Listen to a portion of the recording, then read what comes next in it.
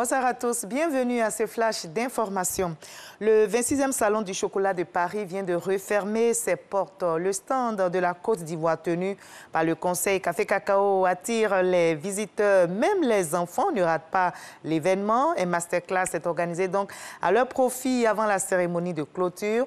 Le processus de transformation du cacao leur a été expliqué. Moment inoubliable pour ces visiteurs spéciaux, heureux d'apprendre sur le cacao ivoirien. La commune de Kong, ici en Côte d'Ivoire, dispose désormais d'un complexe culturel et sportif flambant neuf. L'infrastructure réalisée à hauteur de 194 millions de francs CFA est un don de la Fondation Lonasi à la localité. Le ministre d'État, ministre de la Défense, Téné Birahima Ouattara, vient d'inaugurer ce complexe à la grande joie des populations, nous rapporte Kader Sogodogo. Un complexe culturel et sportif flambant neuf, comprenant un foyer polyvalent, 3 salles de formation à la couture, des terrains de handball et de basketball. Coût de réalisation, 194 millions de francs CFA. Il est offert gracieusement à la cité historique de Kong par la Fondation Lonasi. Il s'agit pour moi de me réjouir de l'opportunité donnée à la Fondation Lonasi d'apporter sa modeste contribution à l'amélioration du bien-être de la population et à la transformation qualitative de la belle cité de Kong. Car le complexe culturel et sportif que nous inaugurons ce jour sera assurément l'une des infrastructures les plus importantes pour l'animation culturelle et sportive de la ville de Kong. Pour le premier magistrat de Kong et ses administrés, c'est déjà Noël avant l'heure. Je vous exhorte tous ensemble de veiller au bon fonctionnement et à la bonne utilisation de cet espace qui est le nôtre au profit de l'éducation et de l'épanouissement de nos enfants et de notre jeunesse et qui fait aujourd'hui la fierté de notre cité. L'infrastructure est inaugurée par un acteur de développement, le ministre d'État, ministre de la Défense, Téné Birahima Ouattara, président du conseil régional du Djologo. Bien entendu, il encourage la Fondation Lonasi à poursuivre sur sa lancée.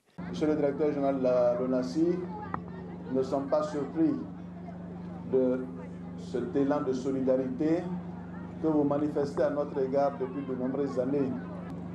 Et vous dire que, bien entendu, nous attendons encore que vous nous fassiez encore d'autres réalisations. Merci, monsieur le directeur général. La Lonasi, créée le 20 mars 1970, est spécialisée dans les jeux de hasard.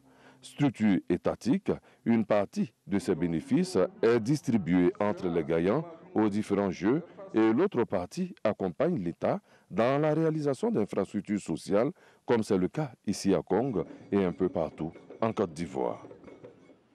Et s'abreuver aux sources du Tout-Puissant pour restaurer leur foi chrétienne. Des pèlerins ivoiriens mettent le cap donc sur la Turquie.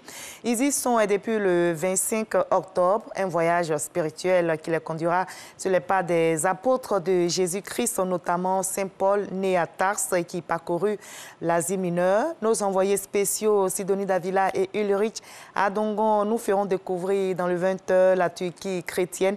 Nous sillonnerons les lieux saints dans l'ouest de ce pays. Au Burkina Faso, 5 policiers ont été tués très tôt ce matin dans l'attaque de leur poste. Des hommes armés ont attaqué le poste de police de la commune de Di, à une 60aine de kilomètres de Toungan, dans le nord du pays.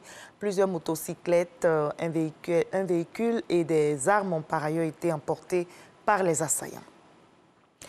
L'état de siège proclamé par le président Félix Tshisekedi en mai 2021 dans les provinces de l'Ituri et du Nord Kivu est émaillé de dérapages, violations des droits de l'homme et corruption des magistrats militaires. Et cette fois-ci, c'est l'Assemblée nationale qui met en exergue ce tableau via sa commission défense et sécurité dans un rapport émis après audition des membres du gouvernement impliqués dans la gestion de l'état du siège. Le test d'une 40aine de pages a été dévoilé fin septembre dernier aux députés. La taxe globale sur les multinationales a été entérinée au sommet du G20 qui vient de s'achever à Rome, en Italie.